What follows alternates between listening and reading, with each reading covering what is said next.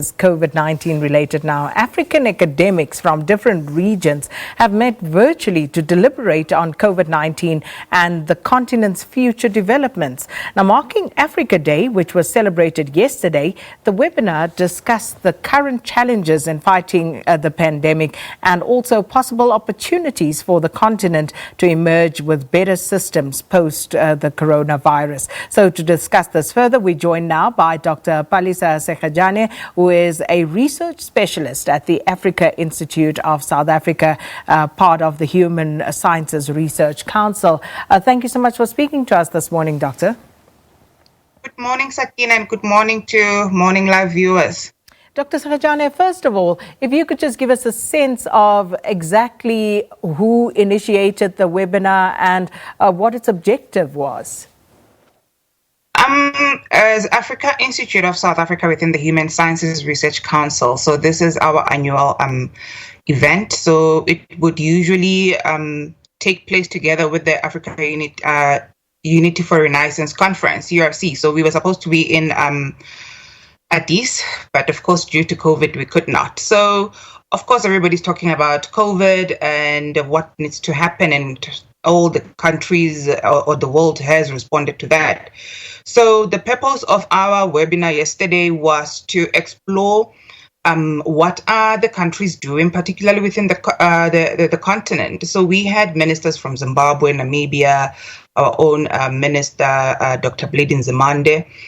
We had UNECA. So we were deliberating on what are the challenges and opportunities as far as COVID is concerned. Of most importance, because COVID, of course, does require a multiplicity of responses.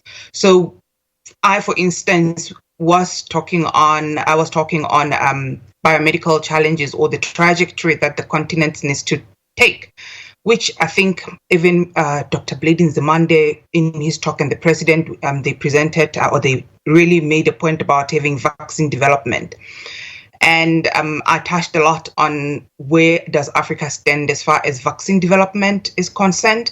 As far as the science, technology, and innovation strategy of Africa is concerned. Of course, it does outline the priorities that the country needs to look into. And it is centered around human health, prosperity, and of course, technology or innovation-led economies. And development of these vaccines, of course, they really become important in responding to COVID. And not only vaccines, other pharmaceutical products.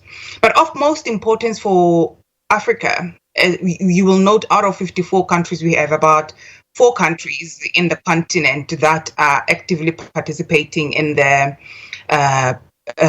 process of vaccine development. I think a few weeks ago, as we learned about Senegal working on developing a rapid response, but also in the continent, they've been notable for developing a yellow fever vaccine. South Africa, through BioVac, it is packaging some of the vaccine contents or pharmaceutical contents for dispatching, but we are not at the stage where we are actively developing our own chemicals for vaccine development and packaging them for distribution. So that is a critical point for Africa, which we were looking at in terms of how do we take a COVID pandemic as a challenge and an opportunity for Africa's development. And one of the things that were really, but that became quite pertinent in our webinar was the fact that, Africa, due to its prosperous population, we end up being the consumers and players in the vaccine or pharmaceutical consumption market. So we are playing a role in making sure that the global market share in vaccine and pharmaceutical development thrives from the population of Africa. But then we are not benefiting economically or even through human capacity development as far as that is concerned. So some of the recommendations that came out of that was that we need to make sure that we reduce loss of the skills that are within the biomedical fraternity, and we try to retain them and train them so that they can form part of the vaccine development or manufacturing within the continent. Dr. Sekhejane, speaking of some of the challenges, South Africa, for example, President Cyril Ramaphosa spoke about the shortage of diagnostic medical supplies due to demand across the world.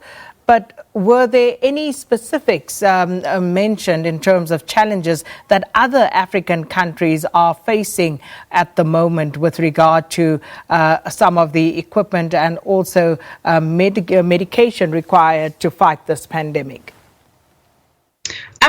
Not to much extent, and I think we need to appreciate the fact that we as a continent, we are lagging behind as far as health systems, health technologies are concerned. And for us, this became something of importance that we need to make sure that we drive that collaboration, because really in developing those equipment, those testing, rapid tests, kits, and so on, it's very expensive. So now we need to look at how we can better finance development of those equipments, the technologies and the systems.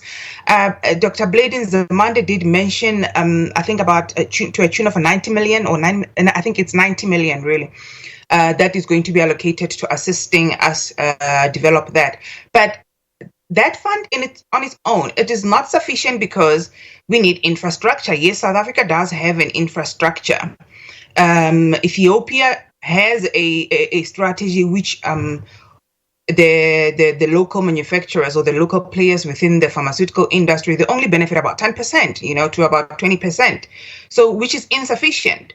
So as much as I hear some of the academics, they are talking about the African Free Trade Continental Agreement is going to be delayed, but I think at this point in time, we can't delay it because it is very much needed, particularly for development of these health technologies, for development of the vaccines. Because remember, within a health system, you have about 6 pillars.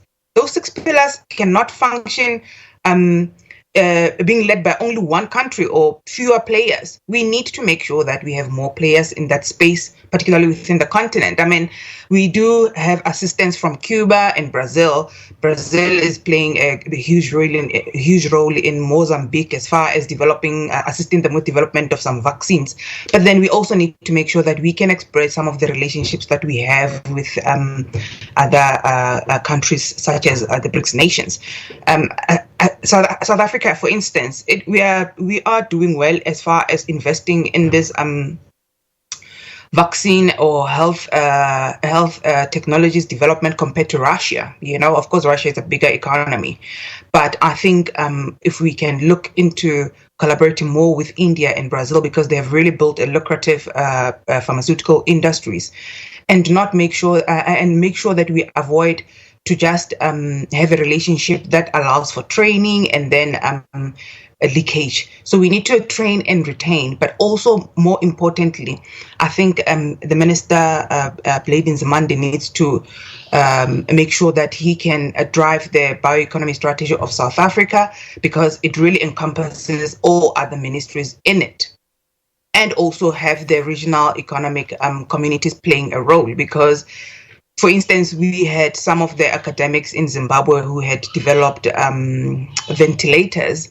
I think that is something that we need to make sure that we can develop the culture and really hold on to that culture of making sure that as far as development of technologies, of innovation, making sure that we implement an innovation-led economies in Africa, it will require strengthening those institutions and collaborations amongst academics within the fraternity.